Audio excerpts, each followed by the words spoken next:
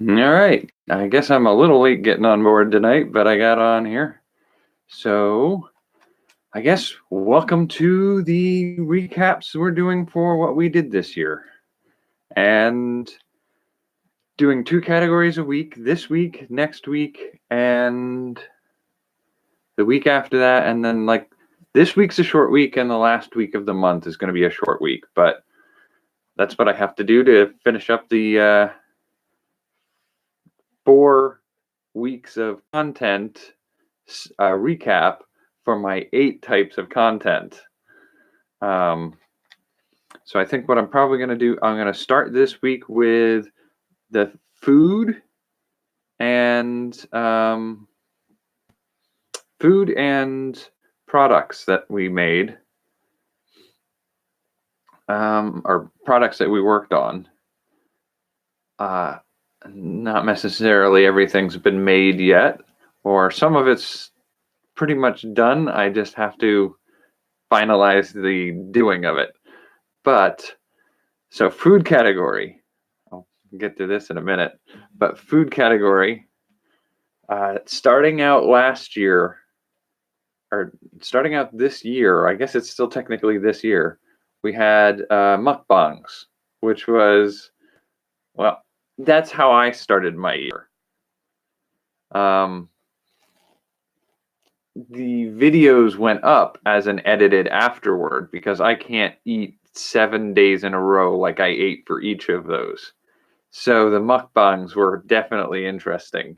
It was I did a taste test of, I believe I did 7 days over the course of a month. So I did like New Year's Eve, I did one mukbang, and then I did a mukbang for the following day, the following week, a week later, and then I did another one the week after that, and then I believe I did one where I did breakfast one day and then dinner that night as 2 of those videos. And that would have been like, we'd been at 5 then, and then I think I did another recorded one and then a live one. I'm trying to remember if I did a full-on live one at one point, because I'm pretty sure I did 7 mukbangs doing different types of food. I did, I started with Korean freezer foods, and then I did Mexican, Italian, Indian, Thai,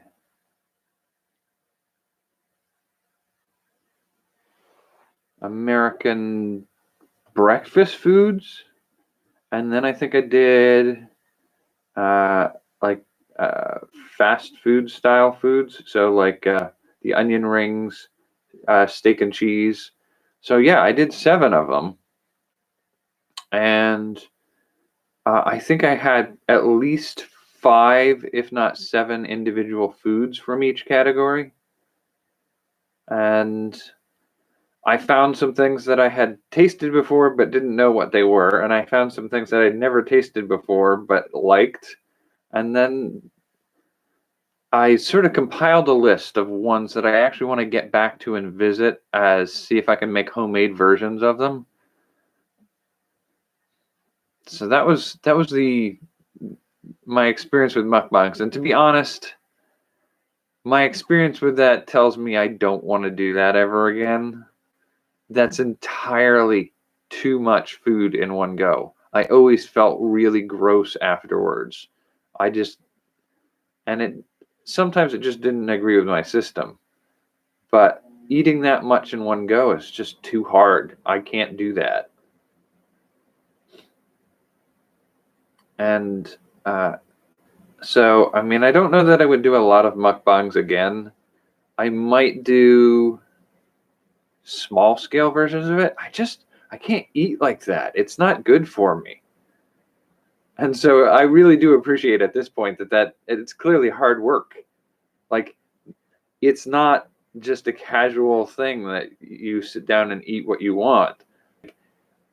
I would get like 3/4 of the way through what I was doing, and then it was just kind of like a push to finish the last bit of it. And I'm just not up for that. My way of eating and my system is just not up for that. As far as what we did for foods after that, actually more recently, one of the things I did was like some of the high carb food eating, like trying the high carb diet. And I'm like, the taste test specifically was this category. See, I was sort of cheating a little bit at that point for getting the types of content that I would do for this. And the taste tests of the ready-made food items that you can get at stores for eating high carb, or eating specifically, what we should do is like, I did the high carb eating, and that's more of a health and well-being category. But when it came to eating protein bars and keto, I did those as taste tests for the first week of each. And frankly, the stuff that's available for those, I'm not as impressed with. You know, part of me wants to say, like, I could make some of these at home myself, and I kind of want to, explore some of those ideas. Where are you, and where are you tangled? Good Lord, dude. All right.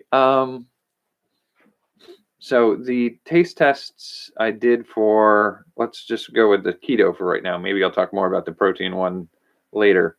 The taste test bars for keto and the other snacks that they had they tasted all right. They're pretty good. I think the thing that bothered me about them is it's doing something like keto usually benefits you partly because you're changing the way you handle and deal with food and eating. And so it seems like a step backwards to fall into the pattern of eating foods that are not good for you, even if you make them good for you by changing the recipe a little bit. And it's like the reason some of that I'm wary of is because with keto bars like those, they're made to taste good by providing artificial sweeteners that are supposedly 0 calorie. Now, how 0 calorie are they actually? We don't know. I do know that they made me crave food more often than when I just went keto without those ready-made meal additions. So I feel like they actually hindered my progress on that a little bit. So those ready-made bars, they have a lot of artificial sweeteners, and they're formulated and structured to copycat foods that you should be avoiding. And I get it. I get why they do it. I mean, I get certain people, like, if they're trying to change the way they're eating, and they're eating like 3 Reese's peanut butter cups a day with 4 cans of soda, they're eating pizza and donuts for lunch, and having cereal with toaster strudels and something else for breakfast. I get, like, if that's the way you're eating, the rapid shift to eating healthier foods would be hard for them. So giving them some of the favorite treats in a healthier version, I get that. So when I did the taste tests for keto foods, that was the first week of doing keto for a whole month, and it was just that first week that I did the taste tests. And those those foods, I feel like they were close, but they weren't the thing you liked. Some of them actually had some things about them that I liked better. Um, I actually liked the dark chocolate on the caramel clusters more than I would necessarily say I like it, like a regular chocolate caramel cup or something like that. And I liked the crispness of it, the flaky, like you bite in and it snaps pieces off of it. I liked that part. The caramel was a little hard on those. Um,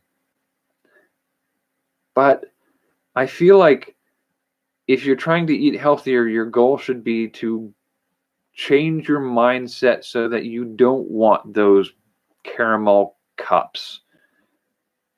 Get away from those bad food relationships. That's not food, I guess is where I'm going with it. Like those things aren't food, those are treats. Treats are okay on a small portion on like a occasional small dose of a treat. It's sort of like somehow as a culture we've gotten used to being able to eat cake and candy at every meal. And that's why we're having health problems. So making cake and candy available at keto meals doesn't solve the bad relationship we have with food where we treat treats as if they are an accepted portion of every meal. We just need to get away from that. And so, yeah, it was an interesting experience trying out those bars. With that in mind, trying them and finding them to have a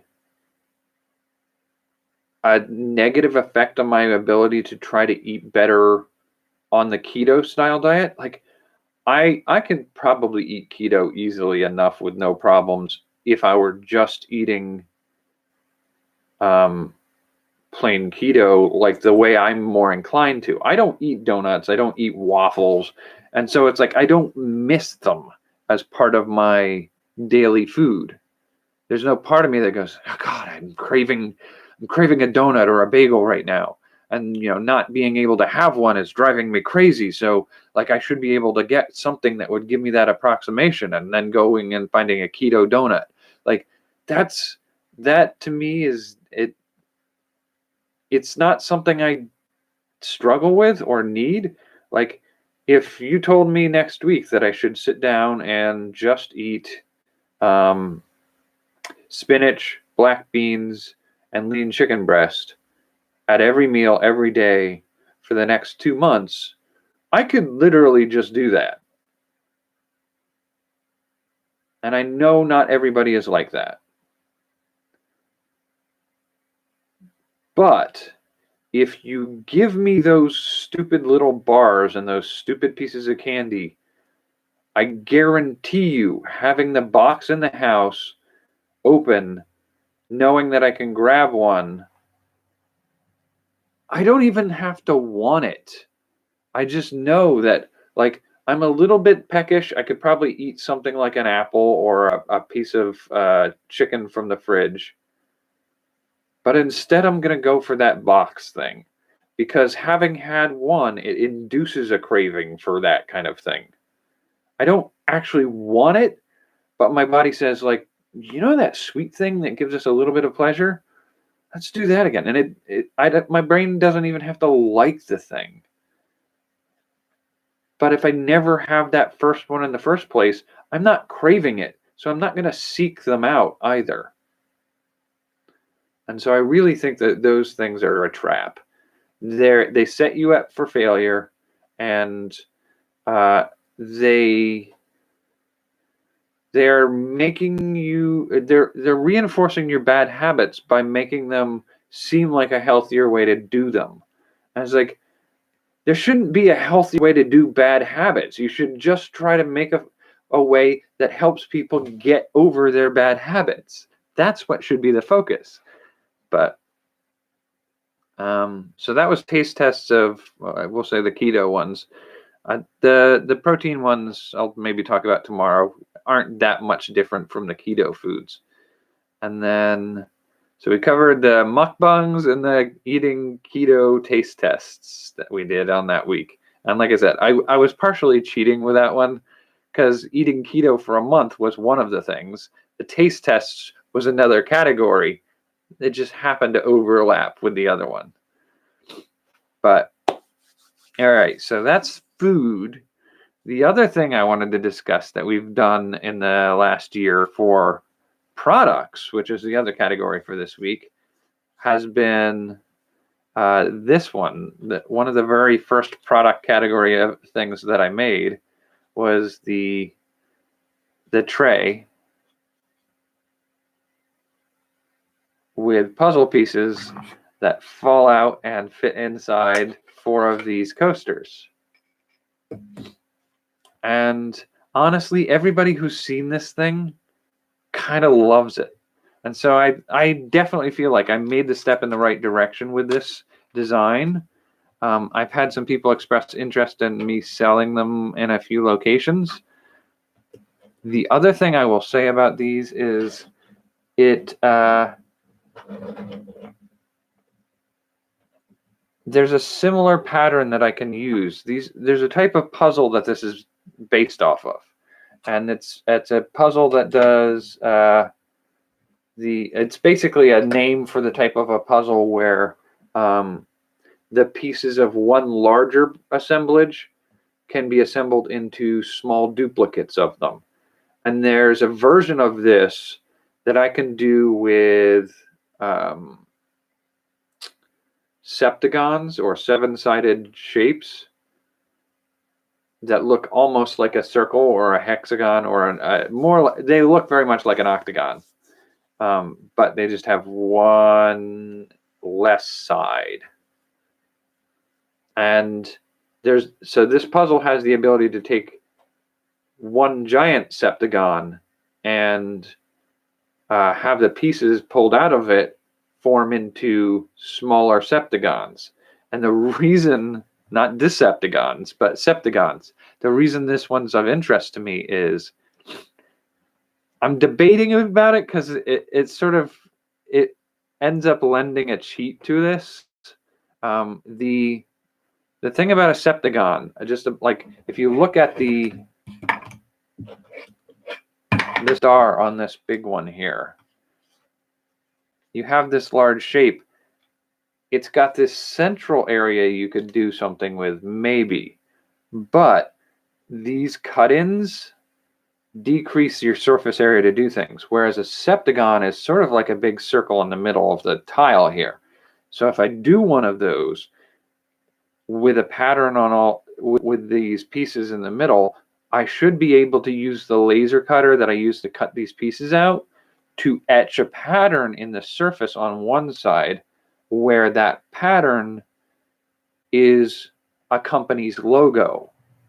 So you have a tray with a sort of a one color border, one color circle in the middle, and then the company's logo in the middle of that area.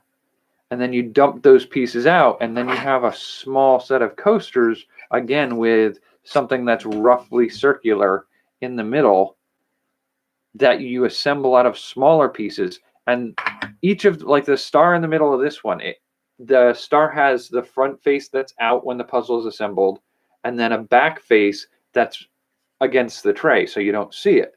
So if I do the big company logo on one side and then use those pieces in the middle of the coasters and then etch the smaller company logo on them, you have the ability to have company logo coasters and a company logo tray made into a puzzle like this one. So I can put any company's brand or logo on it if they want me to customize it, or maybe even just a family picture.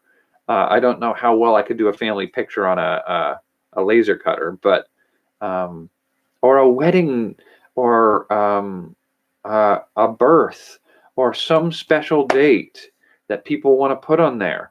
I could do that on this septagram design.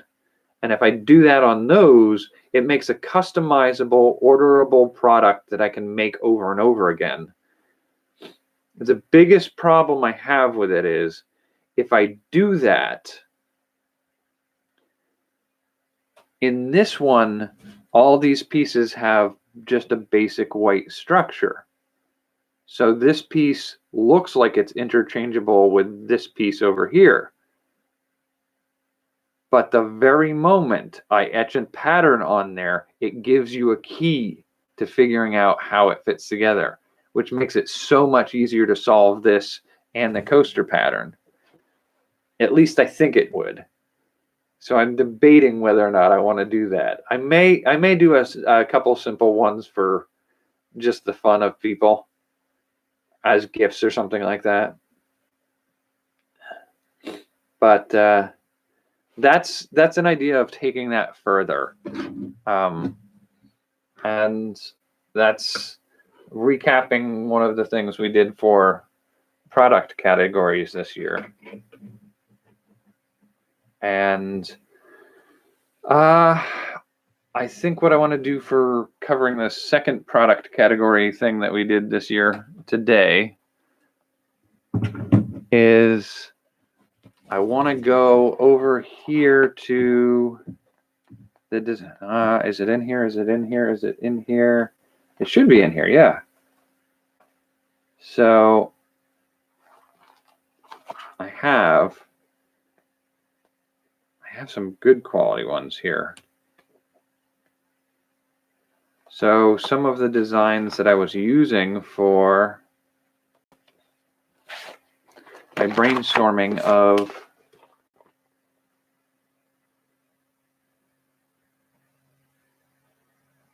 specifically that one, I think I did more with. That their designs for, yeah, you're gonna lose your focus. That's fine. Yeah, I get it. You just want to be a dork about it. All right. That one's for bullet journals, and I kind of want to see if I can finish the mock-ups to start using them this coming year and make the patterns, the templates available for download. The hope of being able to make, I had two designs for each, two different types of bullet journal. One was more mystical, spiritual looking kind of thing, and one was more Art Deco. And geez, I just can't get this to, it's like a cowlick. I can't get it to stay down. So I had the two designs that I was going to, there it is again. It just keeps popping up. Anyway, the bullet journal patterns, I do think I want to finish off and see if I can post up somewhere online for people to, you know, download the patterns as templates to use to make their own bullet journals. I don't know. I mean, is that something I should charge for? I have no idea. Maybe. I suppose I could make like simple printout patterns for some of it available for free, and then maybe at a later date see if I can get a book printed with a full year in the right proportions. Because in order to do the structures that I was looking to do, you're oftentimes going to look at, you get a index key, a yearly outlay, a month outlay for each of the months, and then you're going to get a weekly outlay with each of the days on it. But each month has a set of weeks, and like this month, the last week of this month is going to be 3 days long. So if it's a 3-day week, and then the next page is, so you'll need a page layout for a 3-day week, and then the next month, or the next page will be a month for the next month, which is going to start with a 4-day week. And so you're going to need a template for a 1-day week, a 2-day week, a 3-day week, a 4-day week, a 5-day week, a 6-day week, a 7-day week, a layout for each of the months that fits the year you're in, and then a year layout that fits the year you're in. Now, I could give you a template that lets you do each of the weeks differently and give you a blank template for any month to be used on. And if I do that, it means it's blank. You fill in the dates and the placement of them for yourself. Those could be printouts that you could do and use on a regular basis. Future versions of doing something like that, I can do as a book where the dates are laid out exactly as they are for that year. So the yearly calendar is specifically for, say, the coming year would be 2020. The monthly layouts are like January of 2020. It's going to have the first day be the first day of January 2020, whatever day of the week that is, which I think is a Wednesday. Yeah, Wednesday is the first day of January. January 1st is Wednesday. So that year's January calendar is going to start on Wednesday, the 1st of January. The next year, that's not going to be the same. And then the weekly calendars that I end up doing, because it'll start when January the 1st will be a first day of a 4-day week. So the first week of that one will be marked out as January 1st through the 4th. And it'll be a 4-day week spread. Get that printed into a book like that.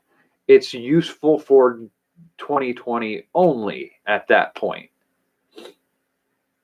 unless you're using it as a template for something else.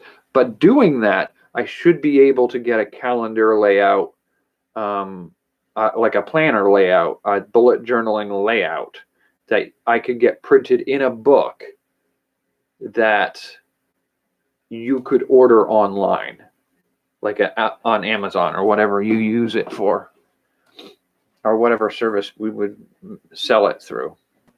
If I did it as a PDF that you would order and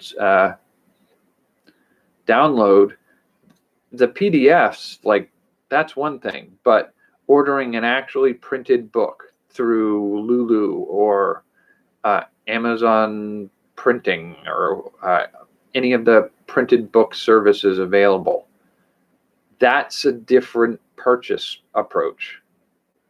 It's a different product to a certain degree. Yes, it's using the templates, it's filling them out more so that there's less work for you to do. At that point, it becomes more of a coloring book. So that's sort of like, those are the things I've worked on this year. The mukbangs, the keto taste tests, the puzzle coaster designs, and the bullet, now I'm getting a headache. The bullet journal templates. And each one of those, I think, like the mukbangs are done. I don't need to do them anymore. But the taste test video style that I was doing, I've done those before and I can continue to do those. That was more of a demo of something I can do on a regular basis in a way I can potentially carry them further. The templates for the bullet journaling, those are a saleable product, and I feel weird getting them out there for sale, but it shouldn't be something that it should be something I get done by New Year's at least. And then the tray and coaster set, I do think I'm going to see if I can sell some of them through Etsy. I know I said I'd do that before, and somebody had said that they were having a crafts fair in the holiday season, and I haven't heard back from them. But there's a local crafters market that I should be able to list some things for sale through. So I may end up seeing if I can sell through them. So I have an online means. So like eBay Etsy and a crafters market in the local area. I should have 3 different venues that I should be able to sell that stuff through. And then the templates, yeah, I think the templates are probably just going to be through some print-on-demand companies. That's pretty much everything for the first. I think I'm doubling up for these first couple days here for content. I think tomorrow is probably going to be discussing, again, food. We'll be talking probably about my cooking show and maybe the protein taste tests. And then 2 more products that we worked on. And then I think Saturday is going to be, it's going to be a late one. I think we'll probably cover the last of the products because I think we've got 5 for each category. And we'll discuss the last bit of some of the food stuff we've worked on. And then next week, 2 different categories that we go back over and recap. So that's really most everything tonight. Thanks for joining me. I will say take care and have a good night. I don't know if I got this working there well enough.